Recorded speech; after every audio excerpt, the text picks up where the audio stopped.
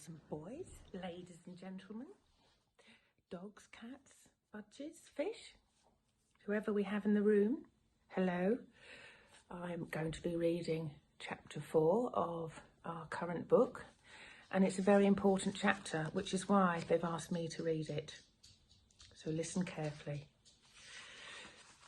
And it's called Animal Pills. Okay. At this point, George suddenly had an extra good wheeze. I think that's what a wheeze is. Although the medicine cupboard in the house was forbidden ground, what about the medicines his father kept on the shelf in the shed next to the hen house? The animal medicines, what about those? Nobody had ever told him he shouldn't touch them. Let's face it, George said to himself. Hairspray and shaving cream and shoe polish are all very well, and they will no doubt cause some splendid explosions inside the old geezer. But what the magic mixture now needs is a touch of the real stuff. Red pills and real tonics to give it punch and muscle. We all know about punch and muscle, don't we now, boys and girls? Anyway, I digress. George picked up the heavy 3/4 full saucepan and carried it out of the back door. He crossed the farmyard and headed straight for the shed alongside the hen house. He knew his father wouldn't be there. He was out haymaking in one of the meadows. Strange. Haymaking. Wonder what that is. Anyway, George entered the dusty old shed and put the saucepan on the bench. Then he looked up at the medicine shelf, and there were 5 big bottles there. 2 were full of pills, 2 were full of runny stuff, and 1 was full of powder. I'll use them all, George said. Grandma needs them. Boy, does she need them. The first bottle he took down contained an orange-coloured powder. The label said, for chickens with foul pest, hen gripe, sore beaks, gammy legs, cockeriolitis, egg trouble, broodiness or loss of feathers, mix 1 spoonful only with each bucket of feed. Well, George said aloud to himself as he tipped in the whole bottle full. The old bird won't be losing any feathers after she's had a dose of this. The next bottle he took down had about 500 gigantic purple pills in it. For horses with horse throats, it said on the label. The horse-throated horse should suck 1 pill twice a day. Try saying that quickly. I wouldn't. Grandma may not have a hoarse throat, George said, but she's certainly got a sharp tongue. Maybe that'll cure that instead. Into the saucepan went the 500 gigantic pills. Then there was a bottle of thick yellowish liquid.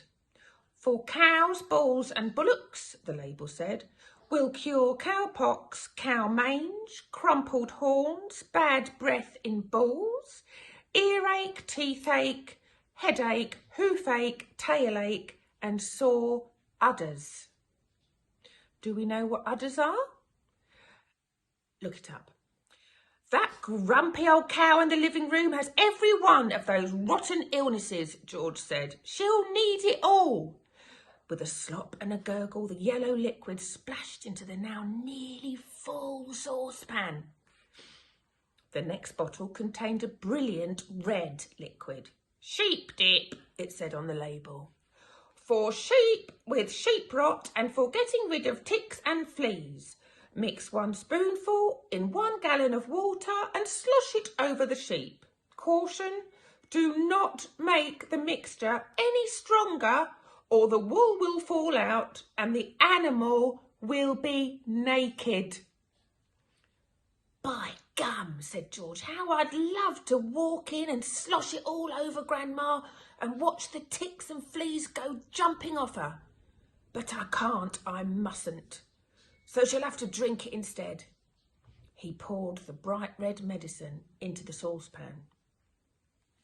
Hope you're not getting any ideas about this, kids. This is totally not allowed. But George is doing it and we'll let him off. The last bottle on the shelf was full of pale green pills. Pig pills, the label announced. For pigs with pork prickles, tender trotters, bristle blight and swine sickness. Give 1 pill per day. In severe cases, 2 pills may be given. But more than that will make the pig rock and roll.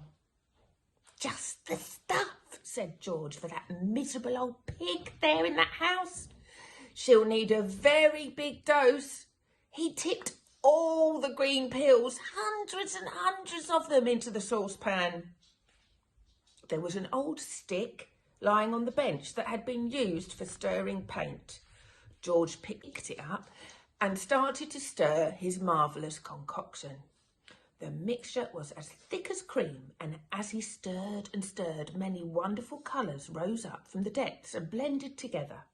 Pinks, blues, greens, yellows and browns. George went on stirring until it was all well mixed, but even so there were still hundreds of pills lying on the bottom that hadn't melted, and there was his mother's splendid powder puff floating on the surface. I shall have to boil it all up, George said. 1 good quick boil on the stove is all it needs. And with that he staggered back to the house with the enormous heavy saucepan. Can you see him? On the way he passed the garage, so he went in to see if he could find any other interesting things.